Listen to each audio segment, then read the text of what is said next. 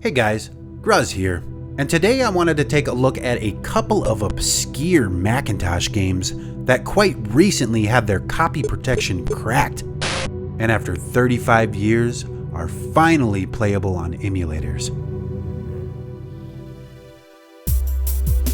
If you follow me on Twitter, which you definitely should, you'll remember when I posted about the Macintosh Garden user Barberd, who recently cracked the 1985 Miles computing game MacWars. Now I don't know Barberd personally or anything, I've only briefly talked with him on Reddit, but this brought to my attention his recent work that he's been sharing on the Macintosh Garden, and how he's detailed some of the copy protection in place on these games, and a bit of how he went about defeating them. I thought this was very interesting, so we'll start with the first game he cracked, which was MacWars. MacWars was probably one of the most well-protected games on the Mac. It utilized a very strong copy protection system called the PACE anti-piracy system, which had protected both of these newly cracked games for over 35 years. In fact, PACE had seen such success that this company is still around today, being founded way back in 1985. It's actually impressive, but not entirely surprising after seeing what Barberd had said about the copy protection in MacWars.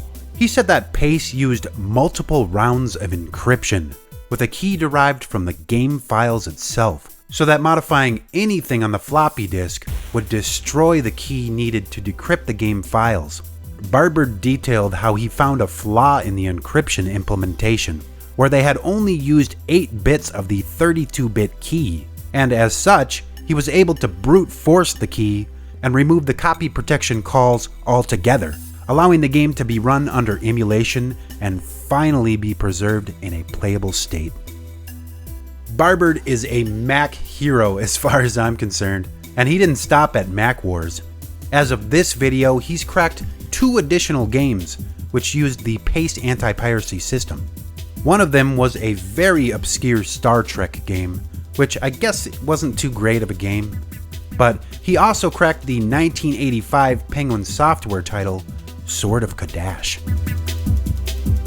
Sword of Kadash was an action-adventure game released for several home computers back in the mid-1980s. It saw an Apple II release, an Atari ST release, a C64 release, and a Macintosh release, with the Mac version being the most obscure, since it used this insane PACE anti-piracy system, and the fact that physical copies almost never show up on eBay. I wouldn't be surprised to hear that PACE is what hindered its popularity. No one knew it existed. The only copy I knew existed, for sure, was the one that I read about at the National Museum of Play. Being able to try this game out for myself is awesome, to say the least. You guys know I love these old Mac games, and this was one that I had never had the opportunity to try out. The only compact Mac that I own right now is a Mac SE, and this game is so old that supposedly it doesn't even work correctly on Macs that use ADB. So you need a very early Mac in order to play this one on real hardware. Anything newer than the Mac Plus won't work correctly. The details of this copy protection were pretty nuts. Barberd did a write-up of this and noted that the game would perform multiple anti-piracy checks, where the Code 2 and Code 3 resources were those of PACE. The Code 2 check was an encrypted bad sector check, which would prevent the game from booting past the title screen. The Code 3 check was a little more nasty. This one would set a global flag that was then checked later on in the game, possibly making the game unwinnable or messing with your head in some other way. Thankfully, Barberd defeated that check as well. Apparently, that was enough to get the game to boot, which I guess there was a crash whenever you tried to save the game when playing in Mini VMAC. It was thought that the crash was because the file system had a lock bit set, and the game would use a low-level driver call to get around that lock in a way that Mini VMAC did not understand, so it would crash. To fix this, the file system was unlocked and the call was removed, which apparently did work to fix that crash. Unfortunately, and this right here is the very bad news, this game still has a nasty bug that crashes the game after you get several screens deep. It makes it impossible to make any meaningful progress in this game. You know, I've known about Sword of Kadash for quite some time now, though I've never seen the game in action. Over the years, I've seen a handful of screenshots, but there was never any gameplay of the Mac version online. So I know for me, this was really cool to be able to fire up the game and try some of it for myself. It's just enough of it to try it out and get a feel of the game, and I gotta say, I really like that feel. Ooh. I can tell that this is the type of game that I would have explored thoroughly. The copy protection was probably the reason it was so obscure. And it's not even about stealing the game at this point. It's about trying to preserve it and to learn more about it. I want to spend some time with it. I want to play through it. And I would buy a copy of this game in a heartbeat if I could. Hey, Chris Cole, sell me a copy, man. Thankfully, the story with MacWars ends a little better. I had no real issues playing through this game in Mini VMac. Just make sure you download and use the Macintosh 128K variant of Mini VMac, as well as the appropriate 64K ROM file. These games do some trickery to the system, so you do need to boot from the disk images themselves. Something that I was messing around with was playing the game with the emulator set at 2x speed. And this is awesome. It feels a bit smoother, but it was also harder to control. I really like playing like this though. It's a good challenge. I already did a full video about MacWars, so if you want to know more about that game, I'll put a link to my video in the description. But I will tell you a little bit about what this game Sword of Kadash is about.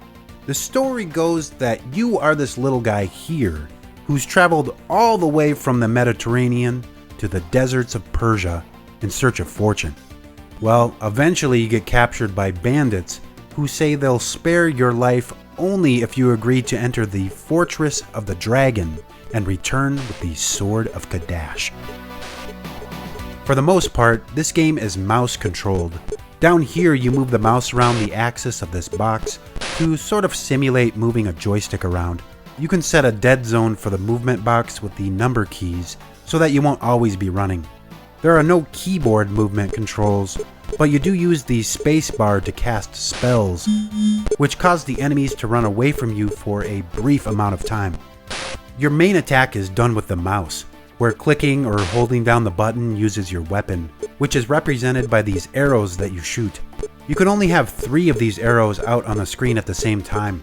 The arrows are not only good for fighting, but can also be used to destroy some types of walls, and some other types of walls will cause your arrows to bounce back in your direction. It's really easy to shoot yourself a bunch, and I'm sure it gets pretty deadly once you level up your weapons. But yeah, the part of Sword of Kadash that is playable before the game crashes is a lot of fun. It's too bad it doesn't work perfectly, but honestly, I'm just glad to try it out. This is already more than I thought that I would ever get to play of it. It's a cool game with a lot going on here. You run around, explore the map, take on several different types of bad guys. There's booby traps, secret doors, upgrades to your weapons, cursed items. Don't want those.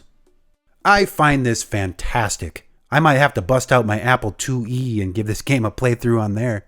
It's too bad they used such nasty copy protection on Mac though. Ended up making it painfully obscure.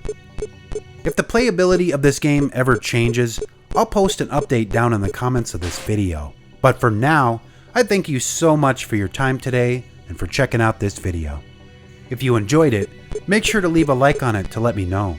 And if you're new to this channel, I cover old computer games and stuff like that here on this channel. So hit that subscribe button for more videos like this.